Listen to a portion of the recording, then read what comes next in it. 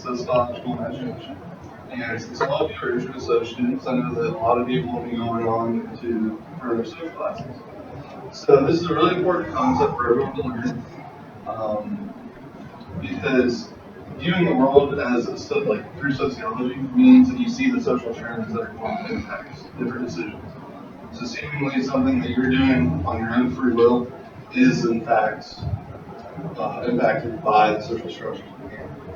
And the social imagination is an important concept that spurred my interest in sociology because it got me interested in social trends that predict human behavior.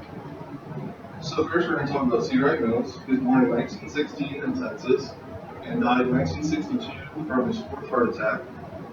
He only lived to be 45, which is really sad because he was so influential in the few works he did. And he published his most famous work, which is the Sociological Imagination, which is the picture there, in 1959, which is 3 years before he died. He was an American sociologist that focused on political science.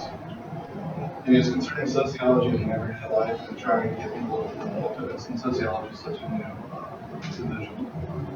He was influenced by the post-World War II society and the positions that each citizen had in the world structure. So what is the sociological imagination?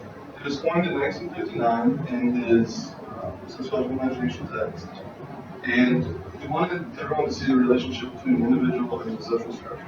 So two good quotes here, one comes from his text and the other comes from the paper. The vivid awareness of the relationship between personal experience and the wider society.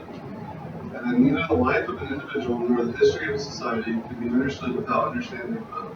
I really like the quote on the right with the photo because it acknowledges that what we're doing personally is impacted by all of society, and everyone doing what we do impacts how history turns out. So it's not just we're being impacted by that, but we're recreating the social world that we're involved in.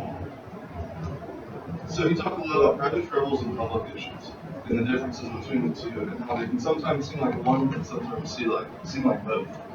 So private troubles are social problems that are experienced by one person or just a few people, and often the blame is internalized because they're seeing this as a fault of their own. So for a quick example, before I go into more detail on a homeless person, one person being homeless is just a personal issue, or a private trouble, because it's seen as their fault. But a public issue is a social problem that's experienced by a large population. And it's an institutional blame because it's caused by structural limitations. So there you see a homeless shelter, and all the beds are full because of the economic downturn. So we're going to look at obesity as a good example because a lot of people just see that as a private issue and don't relate that back to see how it's structured. So on an individual basis, people gain a lot of weight because fast food's convenient. You can find fast food anywhere, any small town, any gas station. A lot of times gas stations are connected to fast food. Eating certain foods are voluntary, so that's why people like to blame individuals for that. And then a lack of exercising motivation, because here in America we have this idea of individualism, where you're not successful, then this is your own fault. But when you look at it through a sociological lens and look at it as a public issue, you see that there's things called food deserts, which are areas in this country where there's no healthy food because it's not being imported. It's usually in smaller towns out in the country where they can't ship in huge quantities of fruits and vegetables that aren't being grown locally, especially in the winter time when they're not in season. Also, eating healthy is really expensive. As everyone knows, you can go to McDonald's and get a 99-cent burger, but it's going to cost you $3 to get lettuce. One is going to feed you really quick and provide a whole bunch of calories. Another is going to go a little bit longer, but it's going to be more expensive and be healthier for you. So if you're in poverty, it's a lot easier to just go to McDonald's and grab a burger than it is to go and prepare a salad. And it's going to be 3 or 4 times cheaper. And then a public issue with our fast-paced society, people have less time to go exercise, or to go out and do their own things, go out in nature, hike, do better because they're forced to work 40 plus hours a week. A lot of times multiple jobs, especially if you're poor. But if you're poor, it's going to be hard to eat healthy, and you're more likely to live in places where there's not as good food. And then we have to look at life without sociology. Social issues would be the result of individual faults, but this relates back to this idea of American individualism. And that your success is based off of effort. So if you're not doing well, it's your own fault. People like to ignore, willingly ignore, and then also be unaware of the structural limitations that impact people. And your job market, there's discrimination in it. But we as Americans, especially white Americans, like to put that blame on the minority, but not acknowledge that there's discrimination in who's getting hired, who's getting their application read based on the way your name sounds.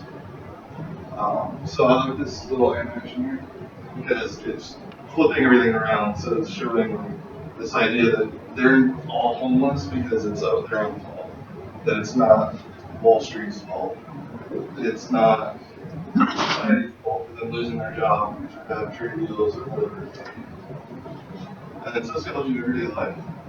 Uh, One of the big impacts of sociology is that you can understand the structural limitations that are placed on groups. And in sociological imagination, when then some people feel empowered, while makes other people feel trapped. So you're able to look at what's limiting you and try to find out new routes to get around that. Whether that be moving to a different place, trying different things, especially for females, you get routed into certain education programs. So by understanding the sociological forces that are going to impact you, you can try to get around that and go against the grain.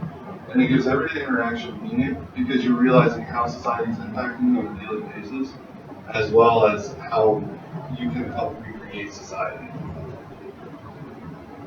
And does anything need further clarification? I'm assuming not, since it's not an actual intro class. But then I put this little meme up here that Sierra Mills talking about I would always have personal troubles, but when I do, I prefer connecting up to publications. It's just a short, kind of lame way to relate back to this whole central theme. That just because you're individually experiencing one thing, odds are there's a whole bunch of other people doing it because it's going to impact the point of society.